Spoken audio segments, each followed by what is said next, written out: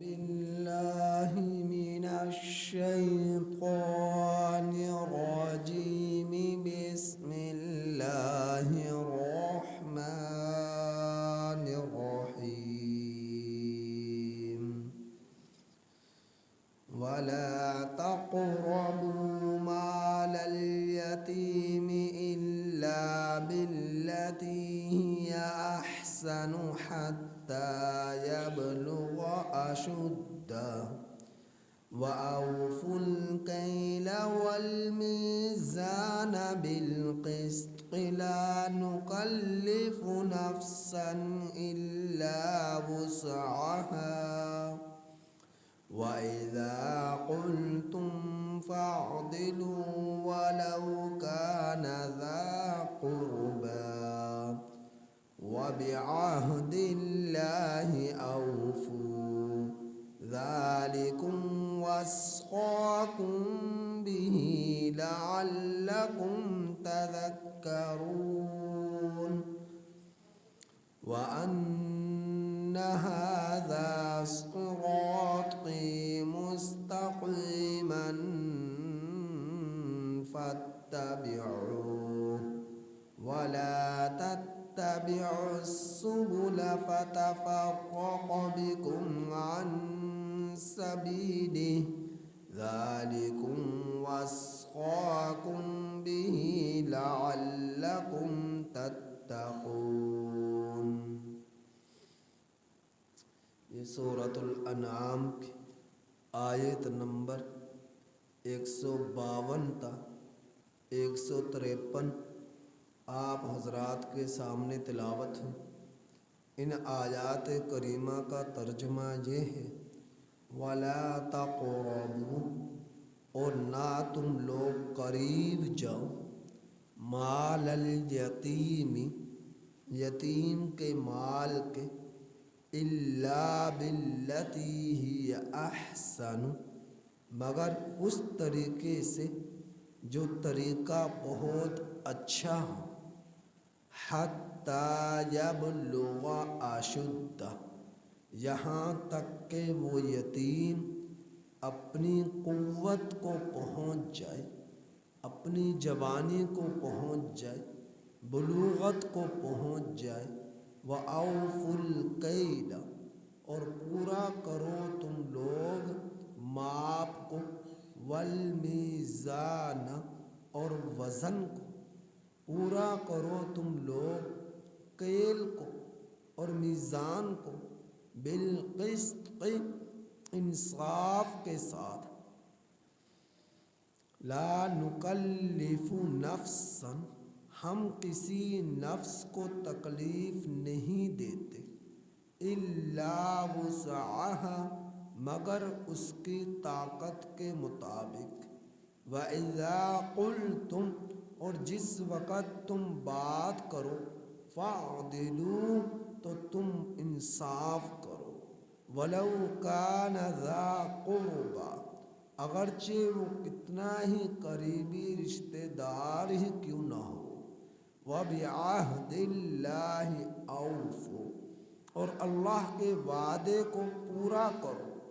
ذَلِكُمْ وَصَّاكُمْ بِهِ، ان باتوں کا تمہیں اللہ تعالی تاکیدی حکم دیتا ہے.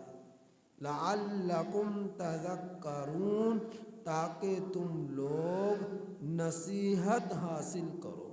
وَأَنَّ هَذَا صِرَاطِي، اور بے شک یہ میرا راستہ مستقیما، سیدھا ہے. فَاتَّبِعُوهُ، سو تم لوگ اس راستے کی پیروی کرو. وَلَا تَتَّبِعُوا السُّبُلَ، اور راستوں کی تم لوگ پیروی نہ کرو. فَتَفَرَّقَ بِكُمْ عَنْ سَبِيلِهِ، اور راستے تم لوگوں کو اللہ کے راستے سے جدا کر ڈالیں گے. ذَلِكُمْ وَصَّاكُمْ بِهِ، ان باتوں کا اللہ تعالیٰ تمہیں تاکیدی حکم دیتا ہے. لعلکم تتقون، تاکہ تم لوگ بچو. ڈرو۔ پچھلی آیات کریمہ میں آپ حضرات نے اللہ رب العزت کے حرام کردہ چیزوں کے بارے میں سنا کہ اللہ نے کن چیزوں کو حرام قرار دیا، تو ان چیزوں میں سب سے پہلے نمبر پر فرمایا کہ اللہ کے ساتھ شرک نہیں کرنا، نہ اللہ کی ذات میں، نہ صفات میں، نہ افعال میں۔ دوسرے نمبر پر فرمایا کہ والدین کی نافرمانی نہ کرنا، والدین کی عزت کرنا، احترام کرنا، خدمت کرنا، ان کا خیال رکھنا، ان کی نافرمانی نہ کرنا، ان کے دل کو نہ دکھانا۔ تیسرے نمبر پر فرمایا اپنی اولادوں کو غربت کے خوف سے قتل نہ کرنا۔ چوتھے نمبر پر فرمایا بے حیائی کے قریب بھی نہ جانا، نہ چھپ کر نہ کھلم کھلا۔ پانچویں نمبر پر فرمایا کسی جان کو ناحق قتل نہ کرنا، ناحق قتل کسی کو نہ کرنا۔ حق کے ساتھ قتل کرنے کی 3 صورتیں بتلائی۔ کوئی شخص مرتد ہو جائے اسے قتل کر دیا جائے، کوئی شخص شادی شدہ زنا کر لے اسے رجم کر دیا جائے، کوئی شخص شادی شدہ زنا کر لے اسے قتل کر دیا جائے، کوئی کسی شخص کو جان بوجھ کر قتل کرے قصاصاً اسے قتل کیا جائے گا۔ حق کے طور پر قتل بالحق کی یہ 3 صورتیں ہیں۔ اس کے علاوہ کسی بھی صورت میں کسی کو قتل کرنا یہ جائز نہیں ہے۔ فرمایا ذالکم وصاکم، ان باتوں کا تمہارا رب تمہیں تاکیدی حکم دیتا ہے تاکہ تم لوگ سمجھ جاؤ، تعقلون، سمجھ جاؤ۔ آپ اندازہ کیجئے ان آیات کریمہ میں 151 سے لے کر 53 تک 3 آیات کریمہ، ان 3 آیات کریمہ میں میرے رب نے 3 مرتبہ یہ فرمایا ذالکم وصاکم بہ لعلکم تعقلون، ذالکم وصاکم بہ لعلکم تذکرون، ذالکم وصاکم بہ لعلکم تتقون۔ 3 مرتبہ فرمایا ہے وصاکم بہ، وصاکم بہ، وصاکم بہ۔ تمہارا رب تمہیں تاکیدی حکم دیتا ہے، تمہارا رب تمہیں ان باتوں کا تاکیدی حکم دیتا ہے، ان باتوں کا تمہارا رب تمہیں تاکیدی حکم دیتا ہے۔ کیوں دیتا ہے؟ تاکہ تم لوگ سمجھ جاؤ۔ دوسرے نمبر پر فرمایا تاکہ تم لوگ نصیحت حاصل کرو۔ تیسرے نمبر پر فرمایا تاکہ تم لوگ ڈر جاؤ، بچو ان باتوں سے۔ 3 مرتبہ تمہارا رب تم سے فرما رہا ہے کہ یہ کام تم نے نہیں کرنا۔ اب یہ ان باتوں کے بعد پھر اللہ نے فرمایا جو آج کے آیات کریمہ میں نے تلاوت کی کہ یتیم کے مال کے قریب نہ جانا۔ اس کی کچھ وضاحت کر چکا تھا۔ یتیم کے مال کے قریب نہ جانا، مرنے والا جب مر گیا تو اس نے وراثت جو چھوڑی، اس وراثت کے حقدار اس کے بچے، اس کی بیوی ہے۔ اب بچوں میں کچھ نابالغ بھی ہیں، کچھ بالغ بھی ہیں۔ اب اگر آپ اس کے مال میں سے صدقہ خیرات کرنا چاہو گے تو کر نہیں سکو گے، کر نہیں سکو گے، یہاں تک کہ یا تو تمام بچے بالغ ہوں اور تمام بچوں کی اجازت ہو کہ ہمارے مال سے صدقہ خیرات کر دیا جائے، دیگیں پکا دی جائے، کھانا پکا کر تقسیم کر دیا جائے، وہ سب کے سب راضی ہوں تو ان کے سب کے مشترکہ مال سے صدقہ خیرات کر کر بقیہ مال پھر وراثت کے طور پر تقسیم ہوگا۔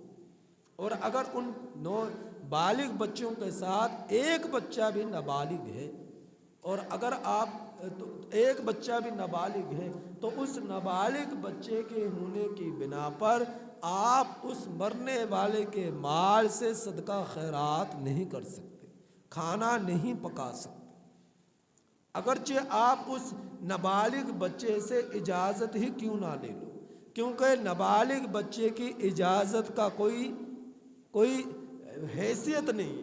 یہاں تک کہ وہ نابالغ بچہ بلوغت کو پہنچ جائے، جوانی کو پہنچ جائے۔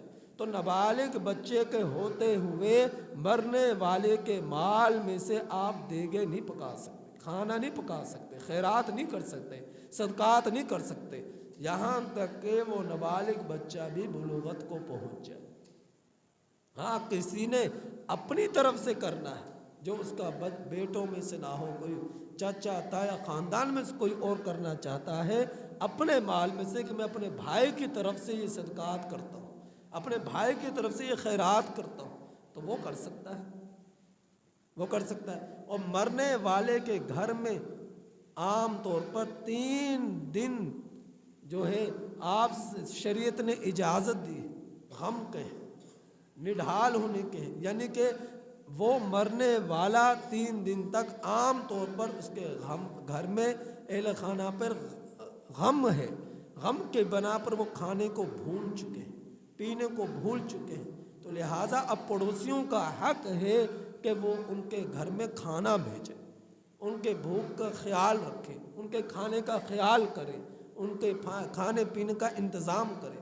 حضرت جعفر رضی اللہ تعالیٰ عنہ جنگ موتا میں شہید ہو گئے، نبی کریم صلی اللہ علیہ وسلم کے معلوم ہوا تو آپ صلی اللہ علیہ وسلم نے صحابہ اکرام رضی اللہ علیہ اجمعین کو حکم دیا کہ جعفر کے گھر کھانا پہنچاؤ 3 دن تک، کہ اس کے بچے غم سے نڈھال ہیں، تو لہٰذا ان کے گھر کھانا پہنچایا جائے۔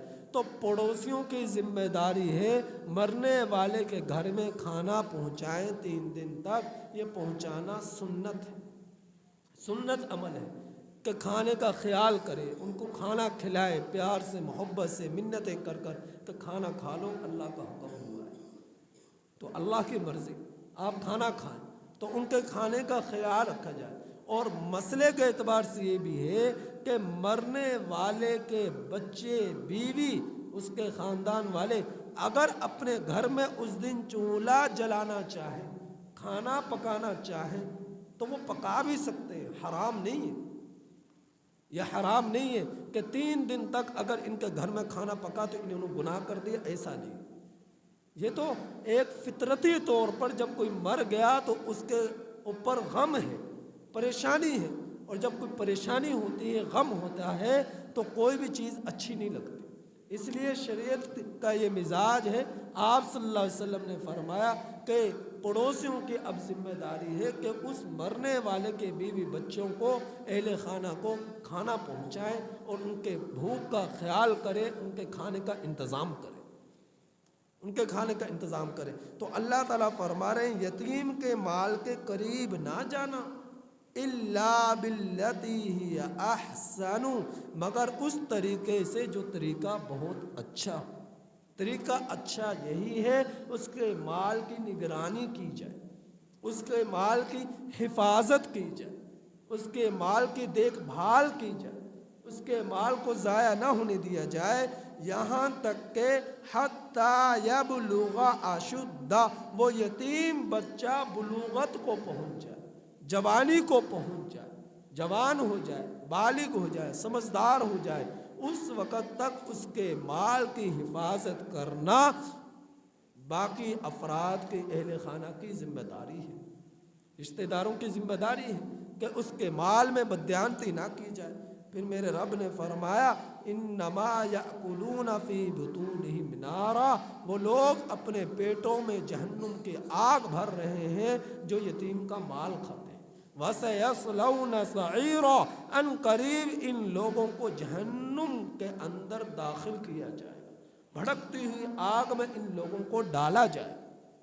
کلا بل لا تکرمون الیتیم، ہرگز نہیں، تم لوگ یتیم کا خیال نہیں کرتے، یتیم کا خیال نہیں کرتے، تو یتیم کا خیال کرو، اس کا احساس کرو، اس کا احساس کرو۔ تو آگے میرے رب نے فرمایا وَأَوْفُوا الْكَيْلَ وَالْمِيزَانَ، اور تم پورا کرو کیل کو، اور پورا کرو تم ماپ کر، والمیزان، اور وزن کو، جب کیل کر کر کسی چیز کو دو، وزن کر کر کسی چیز کو دو تو پورا پورا کر کر دو، वज़न में बदयांती ना करना, नाप तोल में कमी पेशी ना करना। मेरे रब ने फरमाया वैलुल लिल मुतफ्फिफीन, हलाकत है नाप तोल में कमी पेशी करने वालों के लिए।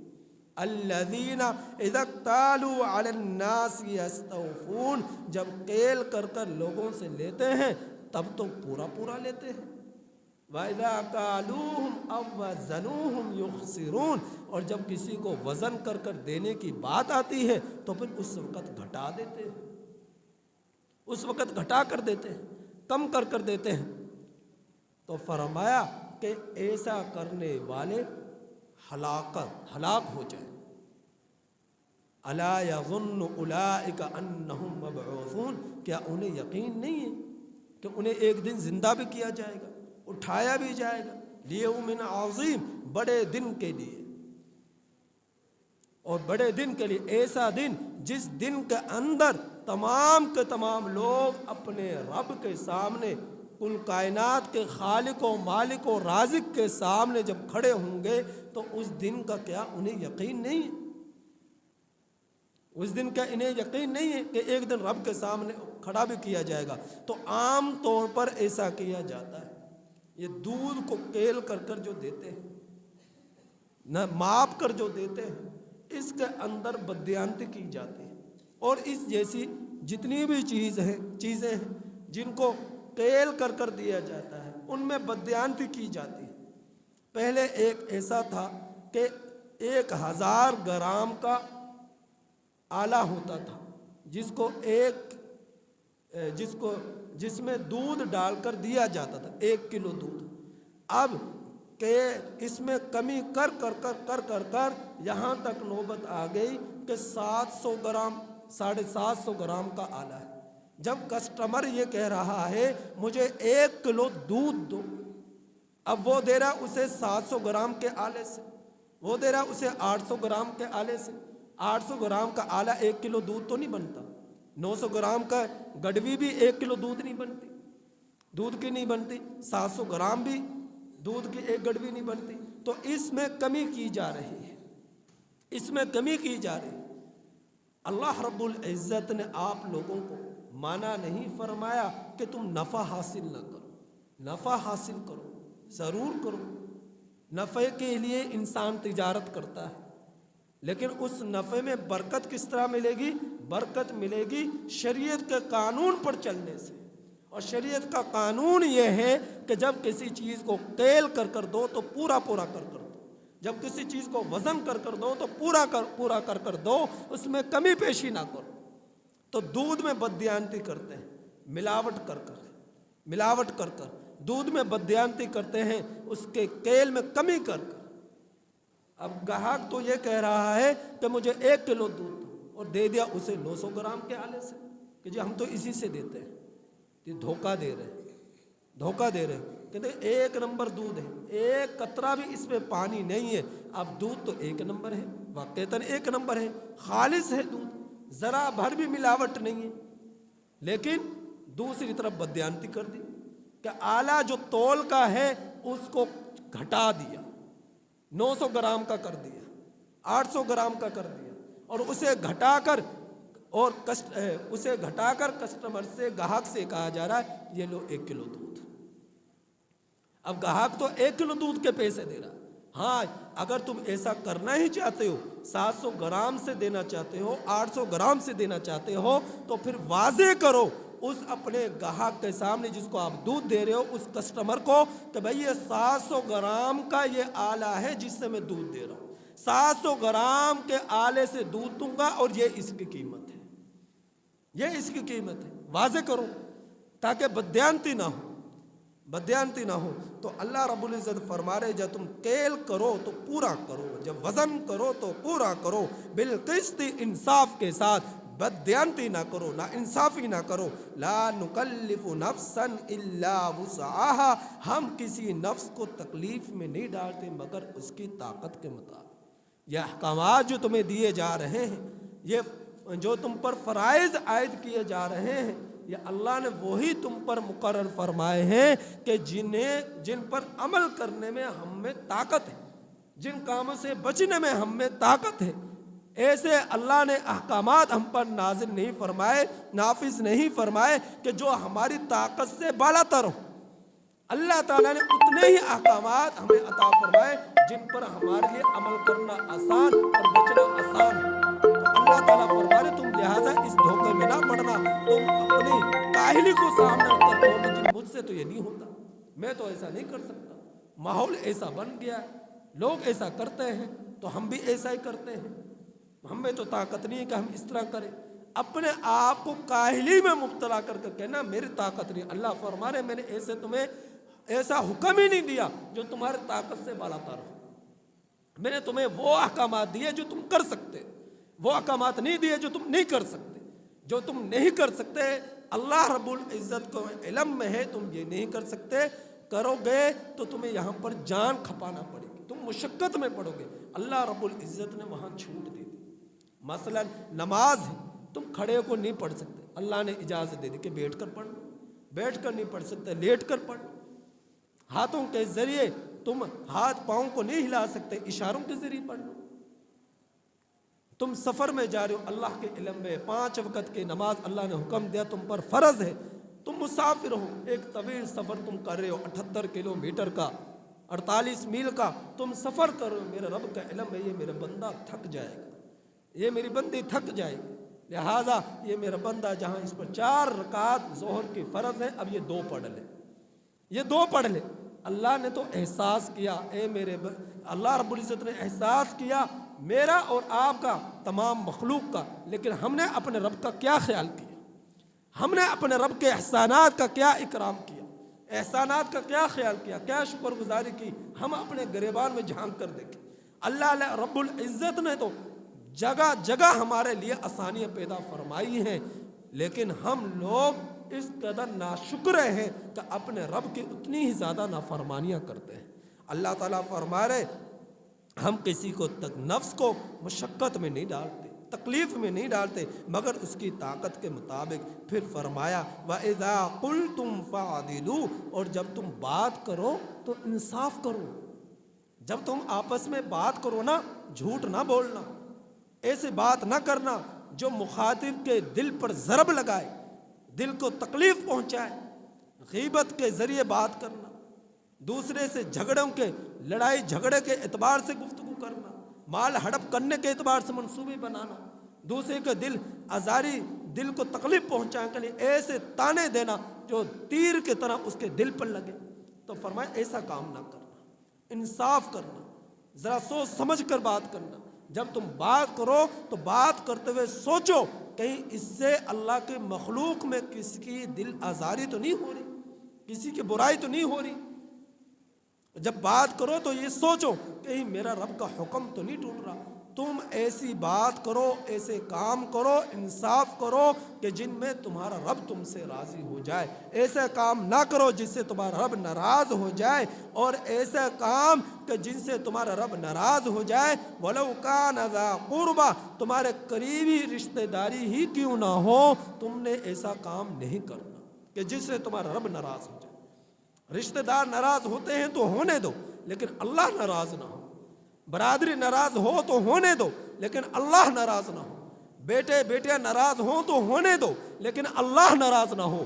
بیوی ناراض ہو تو ہونے دو، لیکن اللہ ناراض نہ ہو۔ خاندان والے ناراض ہوں تو ہونے دو، لیکن اللہ ناراض نہ ہو۔ اور اللہ کی یقیناً رضامندی اسی میں ہے کہ اللہ کے مخلوق کو تمہارے قول سے فعل سے کبھی تکلیف نہ پہنچے، اللہ رب العزت کا احکامات کو کبھی تم توڑو نہ، خلاف ورزی نہ کرو، اللہ اس میں راضی ہوتا ہے، اللہ اس میں راضی ہوتا ہے۔ پھر فرمایا وَبِعَهْدِ اللَّهِ أَوْفُوا، اور اللہ کے وعدے کو پورا کرو، اللہ کے وعدے کو پورا کرو جو اللہ نے تمہیں سے وعدہ لیا ہے۔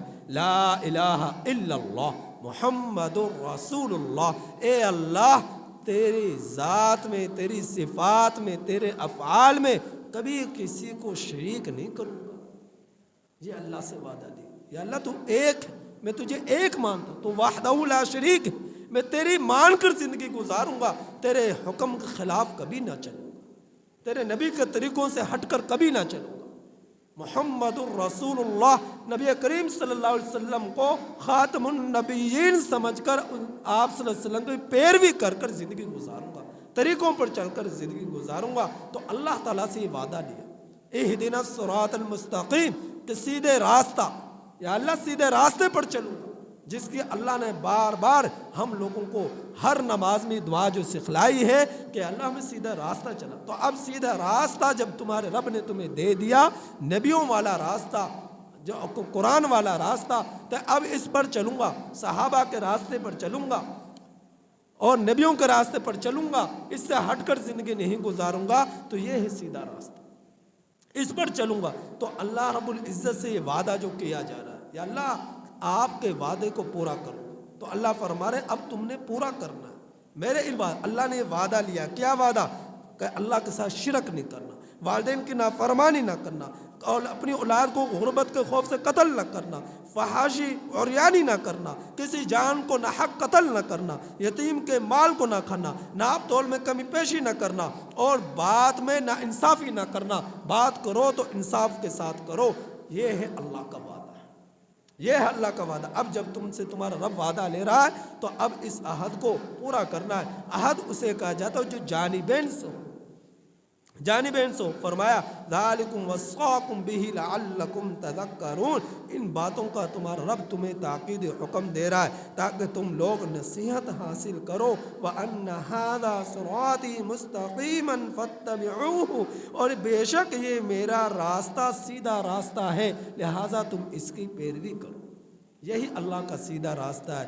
سیدھا راستہ یہی کہ اللہ کے ساتھ شریک نہیں کرنا، شرک نہیں کرنا، ناحق قتل نہ کرنا، غربت کے خوف سے اولادوں کو قتل نہ کرنا، فحاشی عریانی نہ کرنا، یتیم کے مال کو نہ کھانا، آپ تول میں کمی نہ کرنا، بات میں انصاف کرنا، گفتگو میں انصاف کرنا، بک نہ جانا، انصاف کرنا، جھوٹ نہ بولنا، کہیں گواہ بن کر تم جھوٹی گواہیاں دینا شروع کر دو، ایسا نہ کرنا۔ اللہ رب العزت کا سیدھا راستہ یہی ہے کہ ان چیزوں سے تم نے بچ کر زندگی گزارنی ہے۔ اللہ رب العزت فرما رہے وَلَا تَتَّبِعُوا السُّبُلَ فَتَفَرَّقَ بِكُمْ عَنْ سَبِيلِهِ، تم اوروں کے راستوں کی پیروی نہ کرنا۔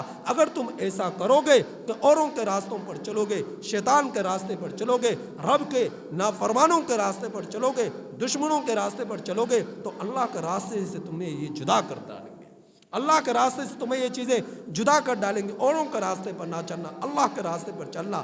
ذالکم وصاکم بہ لعلکم تتقون، ان باتوں کا تمہارا رب تمہیں تاکید حکم دے رہا ہے تاکہ تم لوگ ڈر جاؤ، تاکہ تم لوگ بچ جاؤ۔ یہ ہے اللہ رب العزت کے حرام کردہ چیزیں، وہ چیزیں حرام کردہ نہیں ہیں جو اہل مشرکین نے قرار دے دی تھی۔ اللہ رب العزت نے ان آیات کریمہ واضح طور پر فرمایا، تم سننا ہی چاہتے ہو نا میں نے کن چیزوں کو حرام قرار دیا، تو یہ چیزیں ہیں جن کو میں نے حرام قرار دیا، ان باتوں سے بچنا ہے تم نے، ان کاموں کو نہیں کرنا تم نے۔ تو اللہ رب العزت ہمیں یہ باتیں سمجھا رہے ہیں، کیوں؟ تاکہ ہم لوگ نصیحت حاصل کریں، سمجھ جائیں، تاکہ ہم لوگ سمجھ جائیں، تاکہ ہم لوگ نصیحت حاصل کریں، تاکہ ہم لوگ بچ جائیں۔ اس لیے ہمارا رب ہمیں ان باتوں کا تاکیدی حکم دے رہا ہے۔ لہذا اب ان تمام باتوں پر میں نے، آپ نے، ہم سب نے عمل کرنا ہے۔ وعدہ کرو کہ اللہ کے فضل سے ہم ان باتوں کی خلاف ورزی کبھی نہ کریں گے، کبھی بھی ان باتوں کے خلاف نہ چلیں گے، رب کے ساتھ شریک نہ کریں گے، اولادوں کو غربت کے خوف سے قتل نہ کریں گے، اور فحاشی عریانی نہ کریں گے، نہ حق کسی کو قتل نہ کریں گے، یتیم کے مال کو نہ کھائیں گے، اور جو ہے وعدوں کو پورا کریں گے، وعدوں کو خلاف ورزی نہ کریں گے، اور ناپ تول میں کمی پیشی نہ کریں گے، پورا تول کریں گے، پورا کیل کریں گے، پورا وزن کریں گے۔ ان باتوں پر پوری طرح ہم عمل کرنے والے بن جائیں، اس کا پوری طرح وعدہ کرو۔ اللہ تعالیٰ سے دعا ہے کہ اللہ تعالیٰ ہمیں ان تمام باتوں کی کامل سمجھ نصیب فرمائے اور عمل کی توفیق نصیب فرمائے۔ الحمدللہ۔